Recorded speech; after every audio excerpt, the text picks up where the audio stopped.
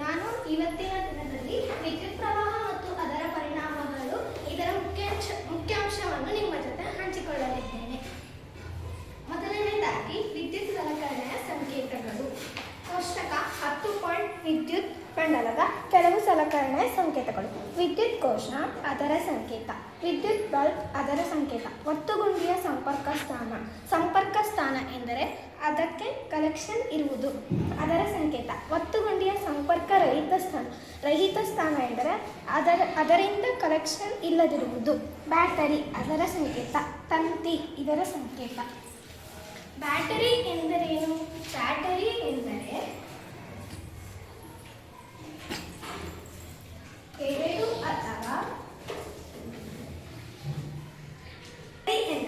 ಎರಡು ಅಥವಾ ಹೆಚ್ಚು ವಿದ್ಯುತ್ ಕೋಶಗಳ ಜೋಡಣೆಯನ್ನು ನಾವು ಬ್ಯಾಟರಿ ಎನ್ನುತ್ತೇವೆ.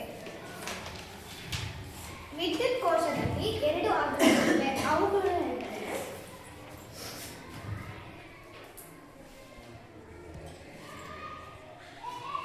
ವಿದ್ಯುತ್ ಕೋಶದಲ್ಲಿ 2 ಅಗ್ರಗಳಿವೆ. ಅವುಗಳು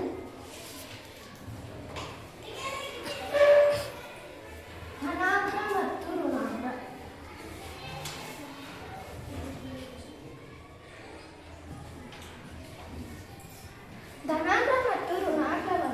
ಧನಾಗ್ರವನ್ನು ಪ್ಲಸ್ ಚಿಹ್ನೆಯಿಂದ ಗುರುತಿಸಲ್ಪಡುತ್ತದೆ.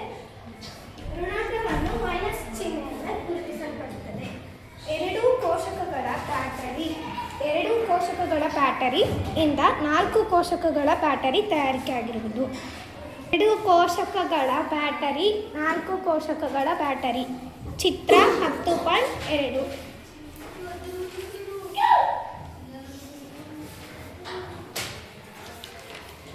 ವಿಭರಾಜು ಮಾರ್ಗ ವಿದ್ಯುತ್ ಜನಕ ಅಥವಾ ವಿದ್ಯುತ್ ವಿಪರ್ಯಾಕ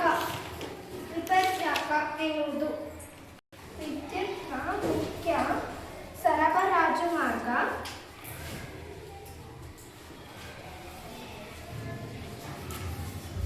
ವಿದ್ಯುತ್ ಜನಕ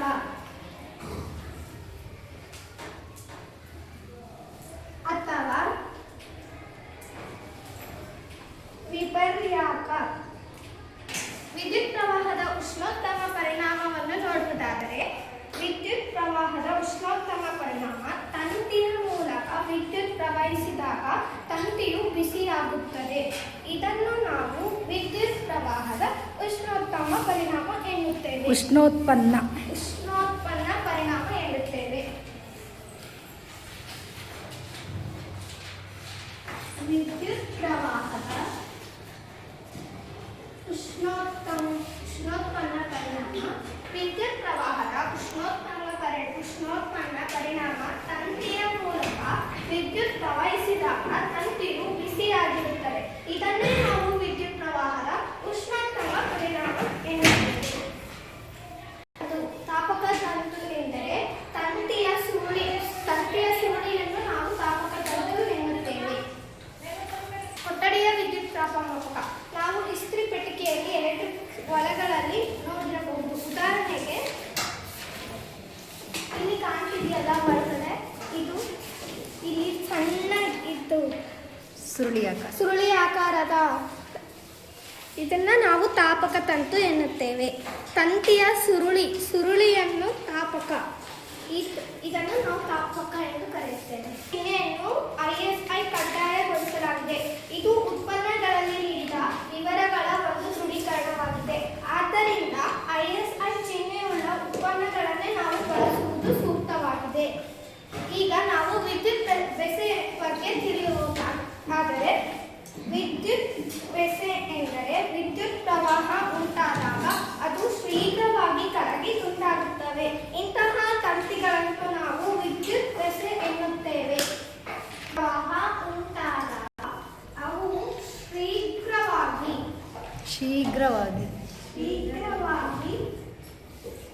ಕರಗಿ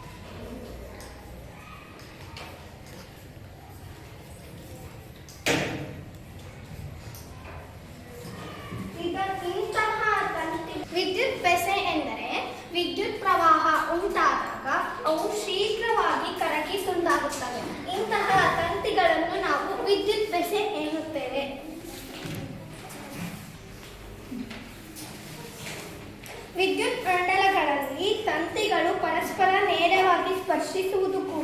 ಅಧಿಕ ವಿದ್ಯುತ್ ಪ್ರವಾಹಕ್ಕೆ ಒಂದು ಕಾರಣವಾಗಿದೆ. ವಿದ್ಯುತ್ ಮಂಡಲಗಳಲ್ಲಿ ತಂತಿಗಳು ಪರಸ್ಪರ ನೇರವಾಗಿ ಸ್ಪರ್ಶಿಸುವುದು ಕೂಡ ಅಧಿಕ ವಿದ್ಯುತ್ ಪ್ರವಾಹಕ್ಕೆ ಒಂದು ಕಾರಣವಾಗಿದೆ. ಇತ್ತೀಚಿನ ದಿನಗಳಲ್ಲಿ ಬೆಸೆಗಳ ಬದಲಾಗಿ ಕಿರುಗಾತ್ರದ ಮಂಡಲ ಛೇದಕಗಳನ್ನು ಹೆಚ್ಚಾಗಿ ಬಳಸಲಾಗುತ್ತದೆ. ಮಂಡಲದಲ್ಲಿ ವಿದ್ಯುತ್ ಪ್ರವಾಹವು ಸುರಕ್ಷತಾ ಮಟ್ಟವನ್ನು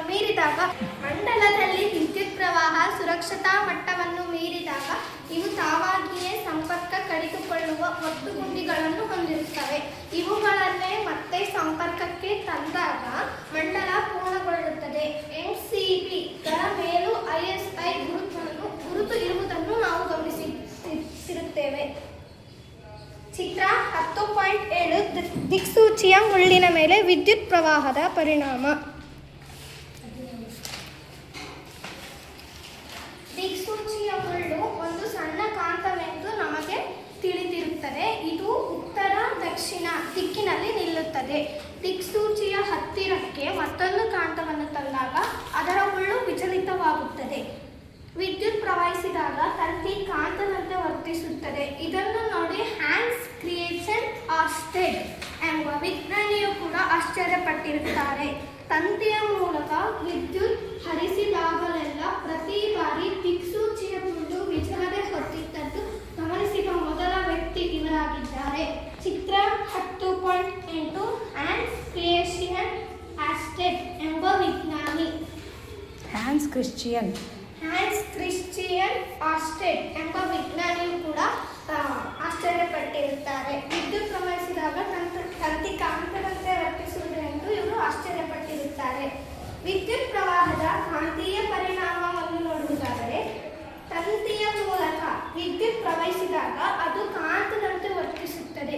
ಇದನ್ನೇ ನಾವು ವಿದ್ಯುತ್ ಪ್ರವಾಹದ ಕಾಂತೀಯ ಪರಿಣಾಮ ಎನ್ನುತ್ತೇವೆ.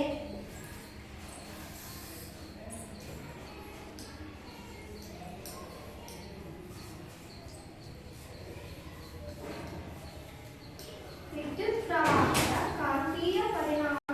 ಪ್ರವಾಹದ ಕಾಂತೀಯ ಪರಿಣಾಮವೆಂದರೆ ತಂತಿಯ ಮೂಲಕ ವಿದ್ಯುತ್ ಪ್ರವಹಿಸಿದಾಗ ಅದು ಕಾಂತದಂತೆ ವರ್ತಿಸುತ್ತದೆ. ಇದನ್ನು ನಾವು ವಿದ್ಯುತ್ ಪ್ರವಾಹದ ಕಾಂತೀಯ ಪರಿಣಾಮ ಎನ್ನುತ್ತೇವೆ.